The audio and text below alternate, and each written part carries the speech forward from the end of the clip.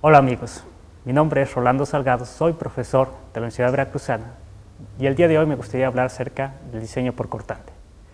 El diseño por cortante por muchos años no se ha determinado una teoría única que unifique todos y cada una de las fórmulas y ecuaciones que se proponen en los diferentes reglamentos. Podemos hablar, por ejemplo, de ACI, que se recomiendan cerca de 27 ecuaciones diferentes. El Reglamento de Construcciones del Distrito Federal, en sus normas técnicas complementarias, propone cerca de 27 ecuaciones.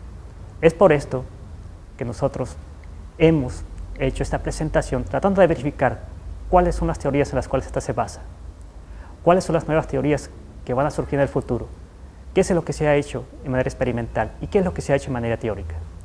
Espero que cada uno de ustedes pueda tener una idea básica y fundamental del diseño por cortante, que puede ser de gran utilidad para estudiantes de licenciatura, incluso para estudiantes de doctorado.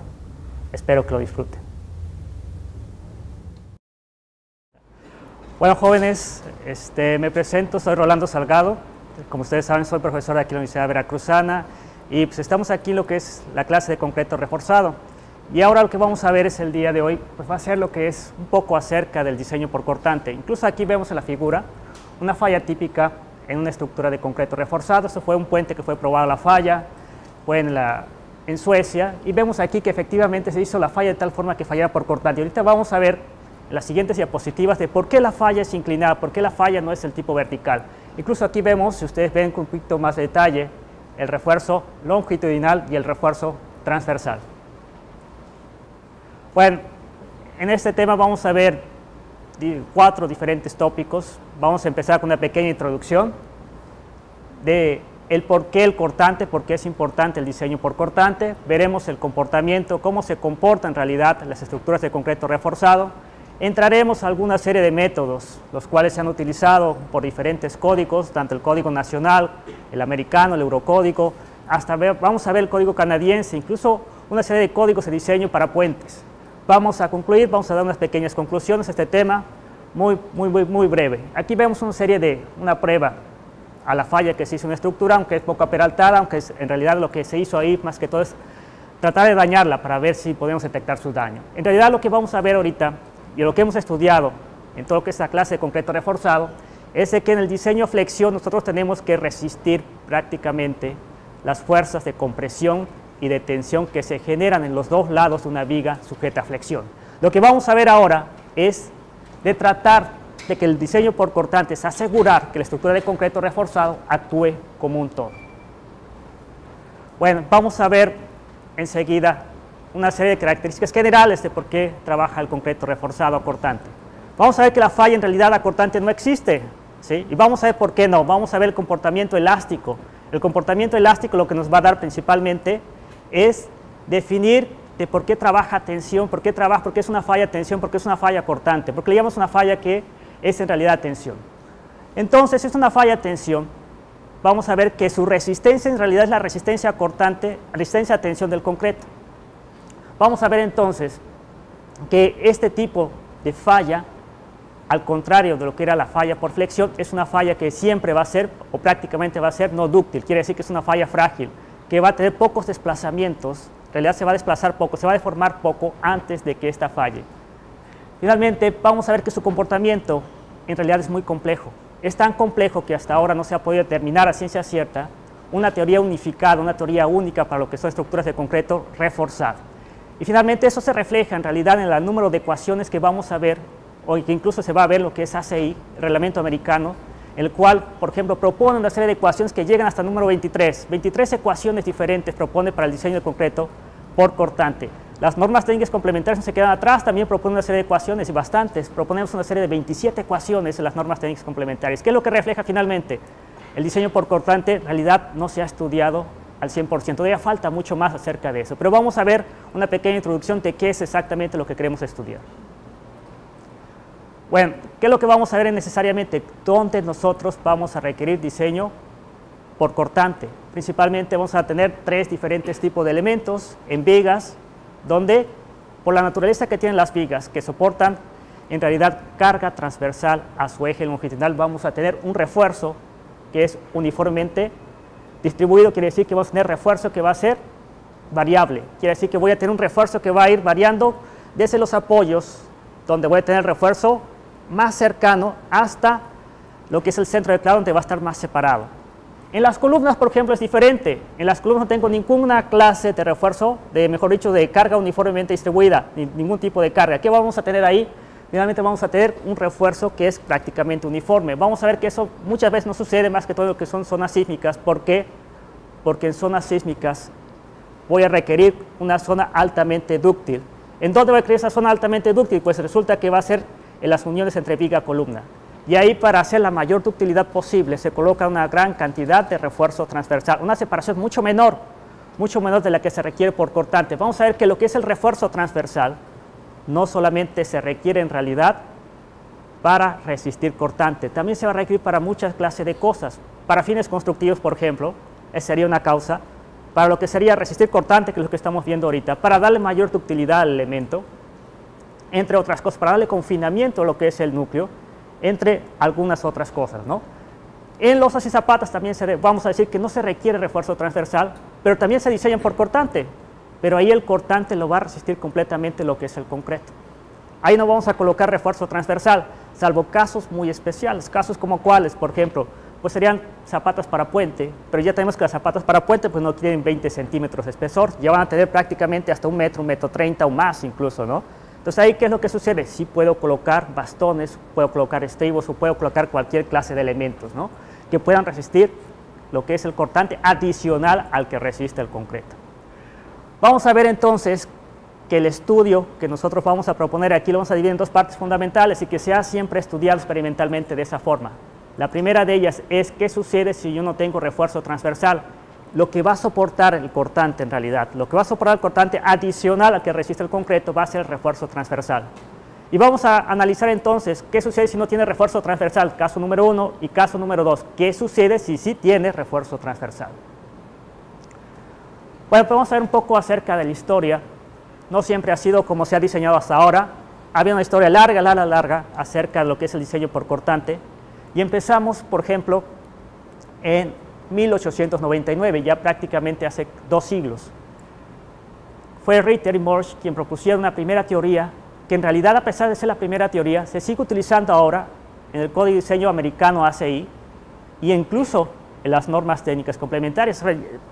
Pasó bastante tiempo, pasó más de 100 años y aún así tanto no se ha estudiado de esto, mejor dicho, no se conoce el comportamiento totalmente claro, que se sigue utilizando las mismas teorías que surgieron hace infinidad de años, ¿no? Esa fue la primera teoría que se conoce como teoría de armadura y vamos a ver las siguientes diapositivas, cómo funciona esa teoría de la armadura. Fue la primera propuesta inicial, ¿no? No fue la única, fue la primera propuesta, de ahí comenzaron. Y prácticamente no hubo cambios. Vamos a decir que hasta 1950, los años 50 fueron los primeros cambios que se hicieron sobre la teoría de concreto. Fueron en Estados Unidos y fue básicamente ante la falla de un hangar de la Fuerza Aérea Norteamericana que falló por cortante. A partir de ahí empezaron a surgir una serie de experimentos para tratar de verificar de por qué sucedía esta clase de fallas. Antes de 1950, incluso hasta 1950, porque lo que fue la propuesta surgió hasta 1962, en realidad se diseñaba prácticamente por esfuerzos permisibles, ¿sí? Un esfuerzo permisible que iba a existir prácticamente en las estructuras de concreto. En realidad se ponía que iba a ser igual a un porcentaje del esfuerzo F'C del concreto. Fue entonces que surgió Whitney y Hohenstadt, que hicieron la primera propuesta de un estado de límite de resistencia última, ¿sí?, que básicamente es el que utilizamos, o mejor dicho, se utiliza en ACI hasta ahora, que casi a poco ha cambiado, ¿sí? ¿Por qué poco ha cambiado? Y vamos a ver más adelante por qué en realidad poco ha cambiado. Aquí incluso Leonhard Fritz en 1970 dijo que se habían hecho muchos experimentos, y vamos a ver la serie de experimentos que se han hecho y la serie de artículos científicos que se han publicado acerca de eso.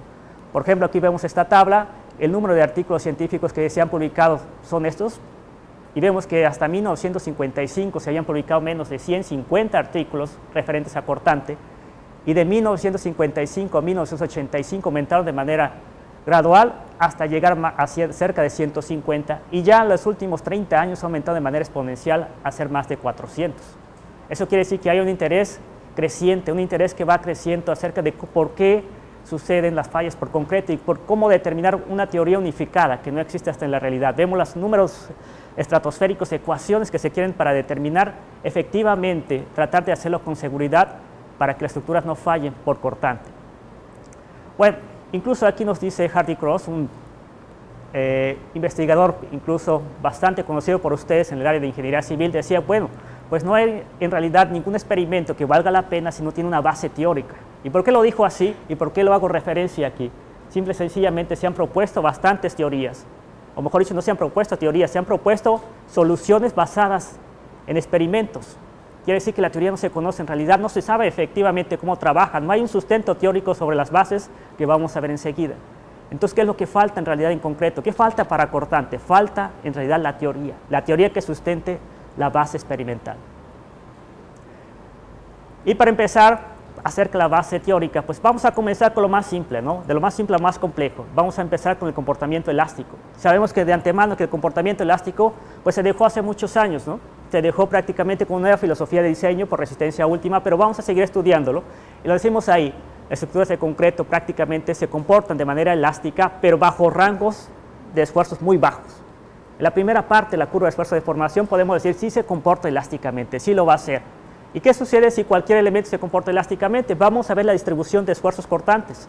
Y aquí vemos una sección tipo T, vamos a suponer que está sometido a esfuerzo a momento positivo, una carga uniformemente distribuida, y aquí vamos a suponer que fuera una parte de la viga, un pequeño diferencial de la viga, una pequeña parte de ella. Sabemos que en cada lado, si está sometido a esfuerzo de flexión positivo, en la parte superior vamos a tener esfuerzos de compresión, ¿sí? Y del otro lado, debido a esta fuerza uniformemente distribuida, va a haber otro C más un delta C. Igual la parte inferior es una zona de tensión. Si estuviera diseñando por flexión, diría la zona de tensión, prácticamente el concreto no trabaja, pero aquí sí lo va a hacer. Y ahorita vamos a ver por qué sí lo va a hacer, ¿no? Entonces, lo más importante de esta gráfica es que tengo una parte que es los esfuerzos, la curva, los perfiles de esfuerzo normal, que es muy simple, que sigue, mejor dicho, la ecuación de la escuadría, que sabemos que en toda la sección transversal los esfuerzos varían de manera gradual, de manera lineal, ¿no? Entonces, esa distribución es muy fácil, muy simple, incluso para la teoría elástica, para determinar cuáles son los esfuerzos en la parte superior, en la parte inferior. Sabemos que en el eje neutro es prácticamente el esfuerzo cero, contrario con lo que sucede bajo los esfuerzos cortantes. Los diagramas de esfuerzos cortantes es este que está aquí hasta lo último. La variación depende de esta fórmula. Tau, que es el esfuerzo cortante, va a ser igual a la fuerza cortante que actúa en la sección, lo que es el primer momento de área entre el momento de inercia por el ancho de la sección. Tanto depende del ancho de la sección que aquí vemos un cambio gradual. Aquí cambió la sección de lo que es la sección total del patín a la sección del alma. Y aquí vemos un brinco muy grande. Esa distribución, pues lógicamente es complicada, ¿no? Para poder analizarla de manera de diseño. ¿Cómo es lo que se hace en realidad? Pues se saca un esfuerzo cortante promedio, ¿no? Que es igual a la fuerza cortante entre lo que es el ancho B entre el peralte efectivo. Acuérdense que el peralte efectivo viene siendo la distancia que hay de la fibra extrema compresión al centroide de la cero tensión. Para la parte más importante en realidad que vamos a ver ahorita del diseño por cortante en su comportamiento elástico va a ser acerca de estas líneas de influencia. Estas líneas, mejor dicho, son líneas de direcciones principales. Estas líneas son líneas llenas, son líneas a compresión. Y estas líneas que son cortadas son líneas a tensión, ¿sí? La parte inferior trabaja a tensión, la parte superior trabaja a compresión, eso lo sabemos prácticamente, ¿no? De cualquier parte de análisis estructural, de lo que es el comportamiento de estructuras de concreto y de comportamiento de elementos en general, sabemos que cualquier elemento que sea elástico va a tener este comportamiento. Pero lo más importante de esas direcciones principales y esfuerzos principales que podemos obtener es que el cortante mayor siempre sabemos que ocurre cerca de los apoyos, ¿sí? Una parte de lo que es el cortante mayor va a ocurrir cercano a los apoyos. Y por eso sacamos una pequeña parte de esta, un pequeño elemento diferencial, y dijimos, bueno, vamos a analizar esto, vamos a ver qué esfuerzos están actuando ahí, y vemos que efectivamente actúan esfuerzos cortantes, ¿no? Como debería de pensarse, ¿no? Pero también van a actuar esfuerzos longitudinales, sigma x. Sabemos que muy cerca de aquí, prácticamente el momento es cero, sino que es igual a cero en el apoyo. ¿Qué sucede esto? Bueno, cuando el esfuerzo es igual a cero, resulta que esto está a cortante puro, a esfuerzo cortante puro. ¿Y el esfuerzo cortante puro qué sucede? Pues en realidad de mecánica de medio continuo podemos nosotros determinar que cualquier elemento sujeto a esfuerzo cortante puro tiene esfuerzos principales que actúan en estas direcciones. Y esos esfuerzos principales son igual al esfuerzo cortante en direcciones X y Y. Pero ¿qué es importante? Todo eso no es tanto importante de cuál es efectivamente el esfuerzo principal. El esfuerzo principal va a ser uno a compresión y este que es a tensión. Y sabemos de antemano de lo que es el comportamiento de estructuras de concreto, que el concreto es bastante malo para resistir tensiones. ¿Y qué va a suceder finalmente si está sujeto a tensión el concreto? Si sobrepasamos lo que es la baja capacidad del concreto a tensión, van a surgir grietas perpendiculares a estas fuerzas.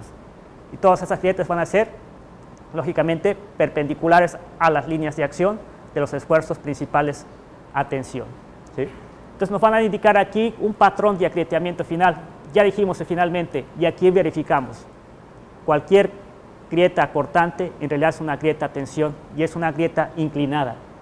Es una grieta inclinada que va a estar cercano a los apoyos. Conforme nos acerco a lo que es el centro de claro, surgen ya no grietas inclinadas, porque son grietas prácticamente a flexión.